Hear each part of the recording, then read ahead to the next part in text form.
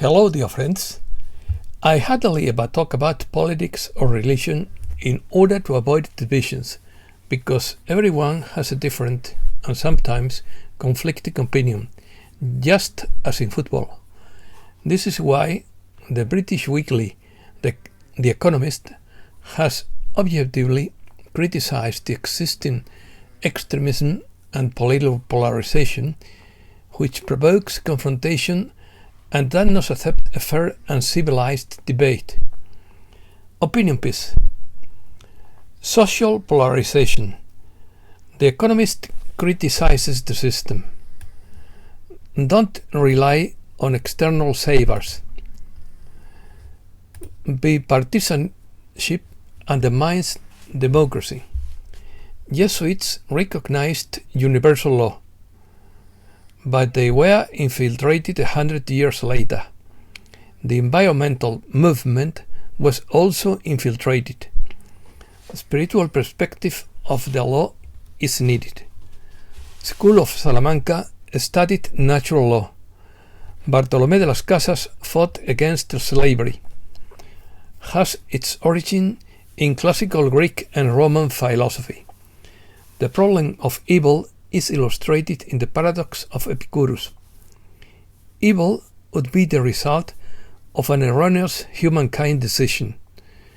The great purpose of evil is to learn to choose what is right.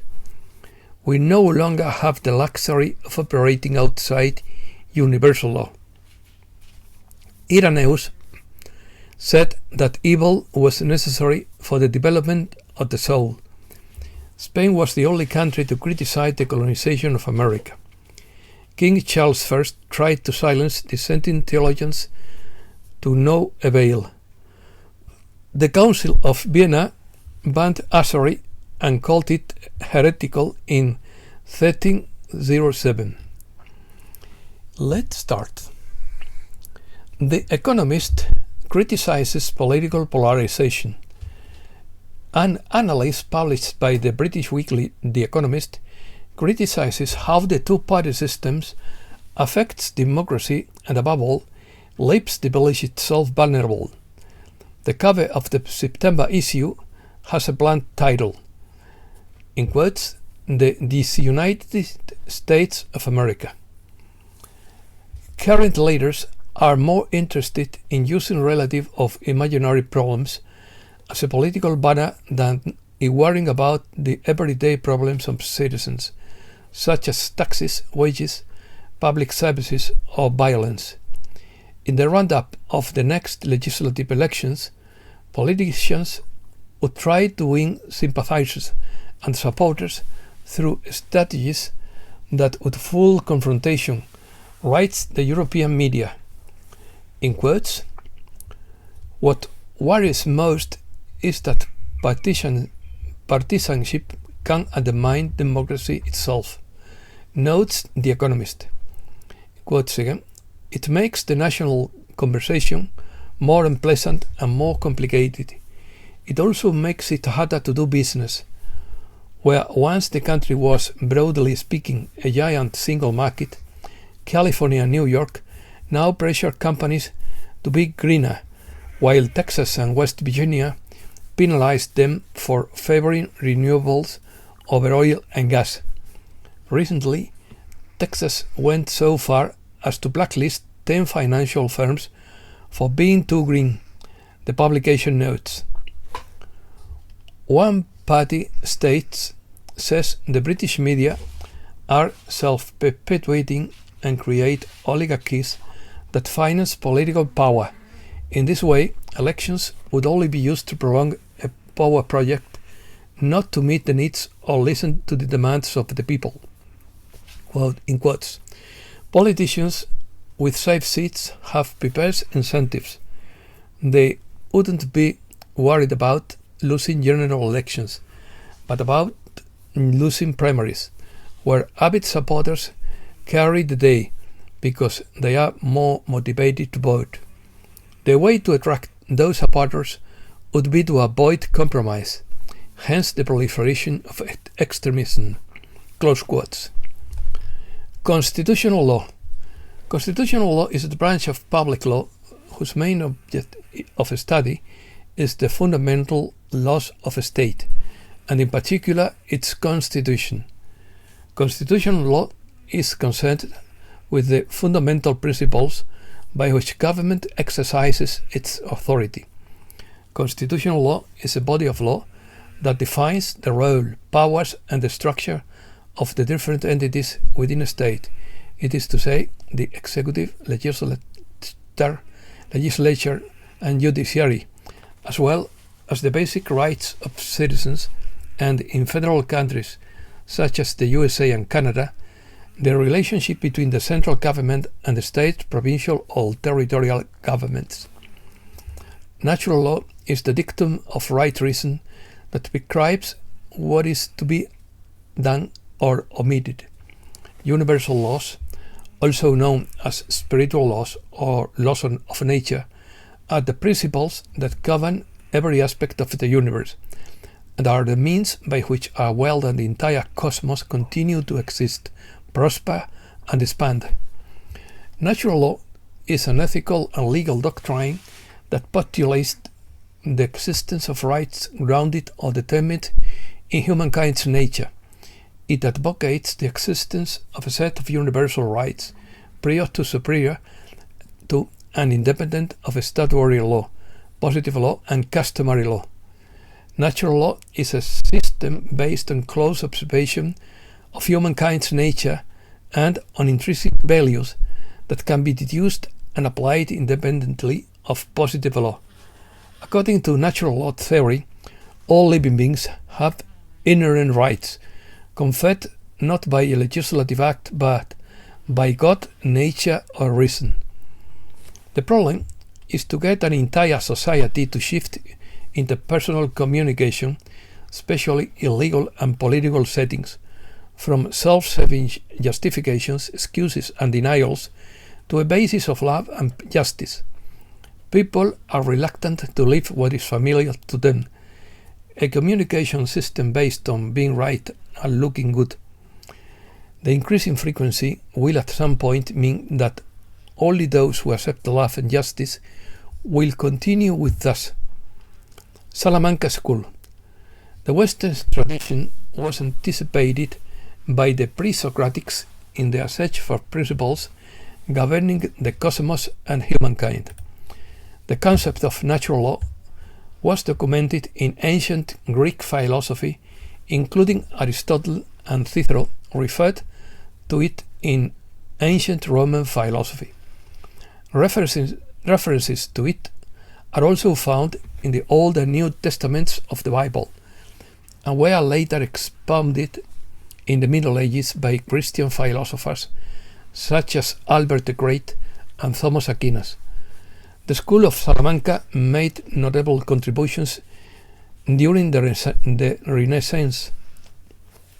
The expression School of Salamanca is used in a generic way to designate the Renaissance of thought in various areas carried out by an important group of Spanish university professors, but especially theologians, as a result of the intellectual and pedagogical work of Francisco de Victoria at the University of Salamanca. There is no doubt that the influence of the school must have been felt in other nations, since many of the members of the school taught at universities outside Spain. It fits into the wider context of the Spanish Golden Age, in which there was not only an explosion of the arts, especially in Salamanca, where the Salamancan literary school flourished, but also the sciences. A revolutionary idea among those developed by the Salamancans is that one can do evil even if one knows God, and one can do good even if one doesn't know Him. In other words, morality wouldn't depend on divinity. This was very important for dealing with pagans, since the fact that they were not Christians did not presuppose that they were not good. Francisco de Victoria tried to explain the presence of evil in the world by appealing to human free will. Since freedom is granted by God Himself, to every human being, it's not necessary that the human being always act by choosing the good. The consequence is that humankind can voluntarily provoke evil. Francisco Suarez was the era's best defense of the sovereignty of the village. Human beings are born free by their very nature and not servants of another human being, and can disobey and even depose an unjust ruler. For Suarez, the political power of society is contractual in its origin, because the community is formed by the consensus of free wills. The consequence of this contractualist theory is that the natural form of government would be democracy, while oligarchy or authoritarian monarchy would arise as secondary institutions, which would be just if elected by the village. Humanitarian Spaniards. Spain was the only European nation in which a large group of intellectuals questioned the legitimacy of the conquest of America, rather than trying to justify it on traditional grounds.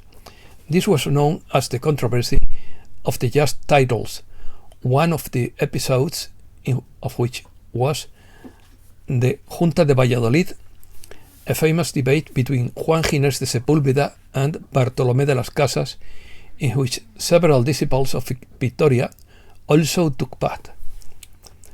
Bartolomé de las Casas was named the first resident bishop of Chiapas and the first protector of the Indians. He described the atrocities committed by the colonizers against the indigenous villages and felt compelled to oppose the abuses committed by the colonists against the Native Americans. In 1515, he renounced his encomienda and pleaded with King Charles I of Spain for the rights of the natives. In 1522, he tried to start a new kind of peaceful colonialism on the coast of Venezuela, but this venture failed. He returned to Spain to recruit more missionaries and continued to press for the abolition of the encomienda, winning an important victory with the passage of the new laws in 1542. He was appointed Bishop of Chiapas, but served only briefly before being forced to return to Spain due to resistance to the new laws from encomenderos and conflicts with Spanish colonists over his pro-Indian policies and activist religious stance. In 1550, he participated in the Valladolid debate, in which Juan Ginés de Sepúlveda argued that Indians were less than humankind, than a human being, and needed Spanish masters to civilize them, but Las Casas argued that they were fully human and that it was unjustifiable to subjugate them by force. Bartolomé de las Casas spent 50 years of his life actively fighting against slavery and colonial abuse of the indigenous villages, especially trying to convince the Spanish court to adopt a more humankind-oriented colonization policy.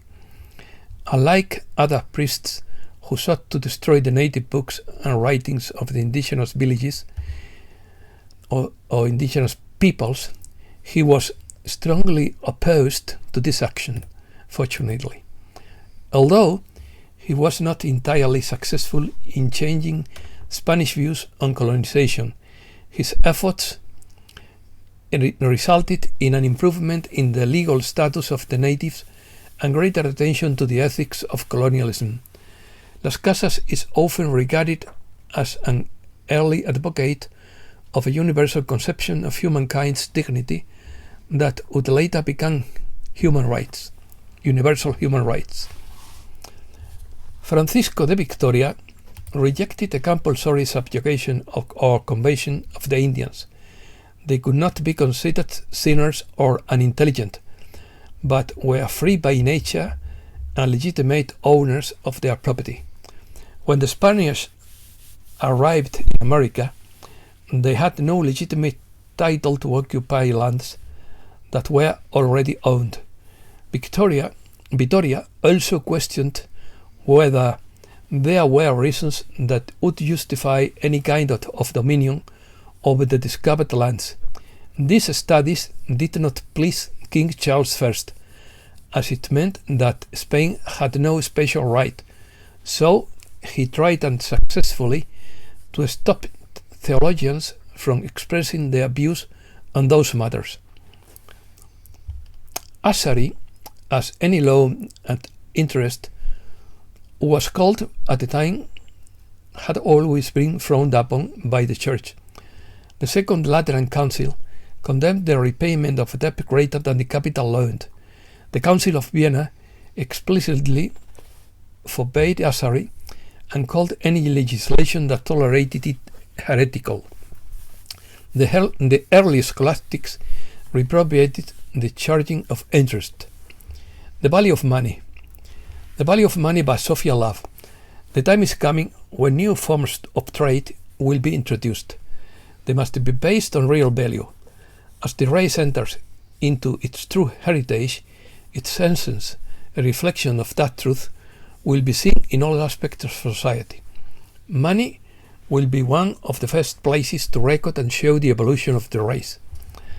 The system of slavery that lies beneath careers and jobs is at the heart of most of society. For race to be supported and complemented, major changes in trade and value must be introduced and considered. This will reflect true value, which is initially life itself, all of life. This is a major change in processes and methods. Lifetime value is evident everywhere you look. It is seen in the poor quality of mass-produced food and industrial agriculture. Humankind is now moving towards a society that honors all life rather than favoring a select few. All systems will be restructured, and all tools of commerce will be reevaluated. In the end, there will be life without the need for money as a tool of exchange. This is further down the evolutionary path of humankind. The problem of evil.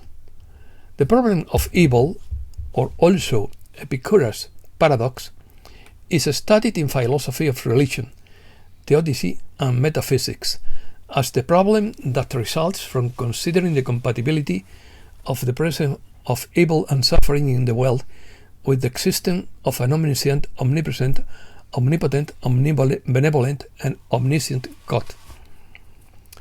The argument from evil asserts that because of the existence of evil, either good does not exist or he does not have any of the three properties mentioned.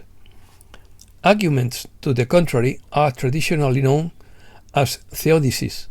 In addition to the philosophy of religion, the problem of evil is also important in the fields of theology and ethics.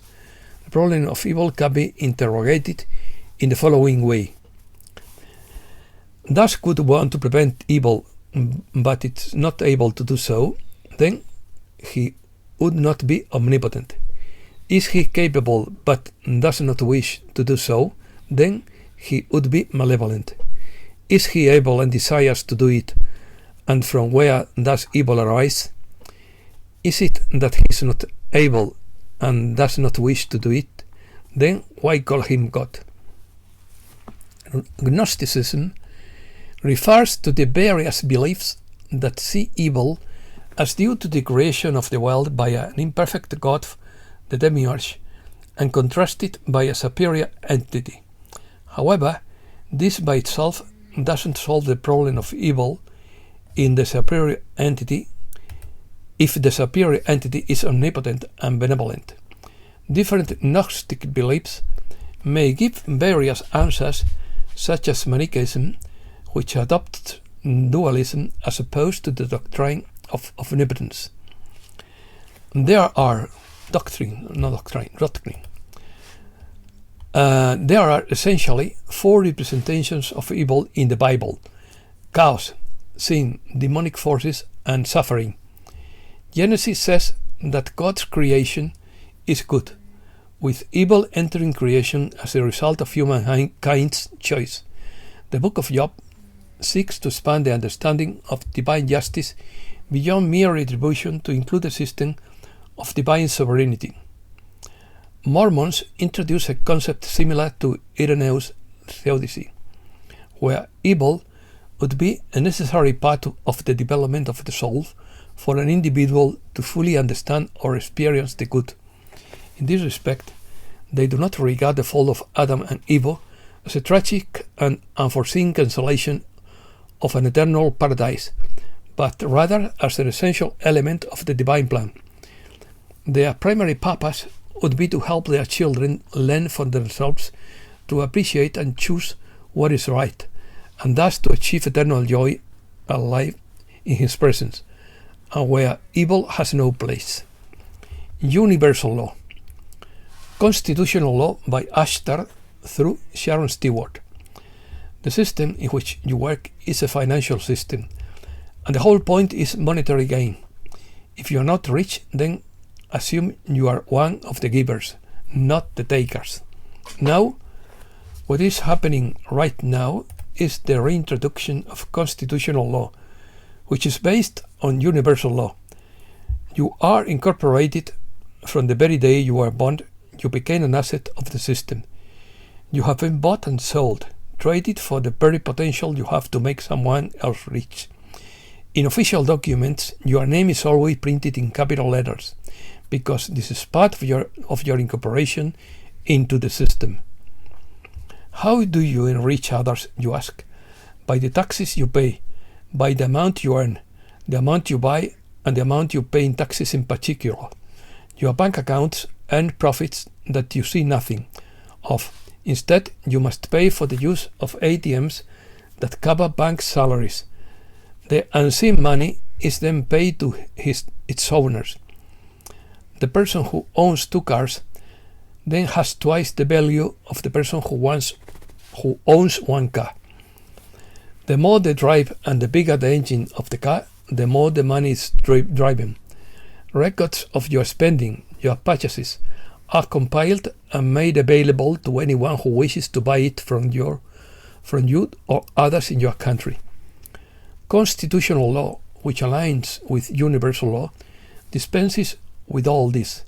These laws recognize you as a sovereign person in charge of your own identity and in charge of your own life, your own possessions, etc.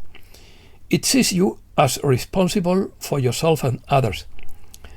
There will be a financial system, but this system would be more benevolent to the citizens and would continue until such time as we are ready to dissolve it and work on other terms. The whole system will not dissolve immediately. People will still go to work and the tycoons will still profit. However, there will be less suffering on the part of the people. The work is not yet finished, but it is underway. Jesuits infiltrated. The Jesuits recognize universal law. They are an ancient religious order that worked with universal law and had knowledge of alchemy.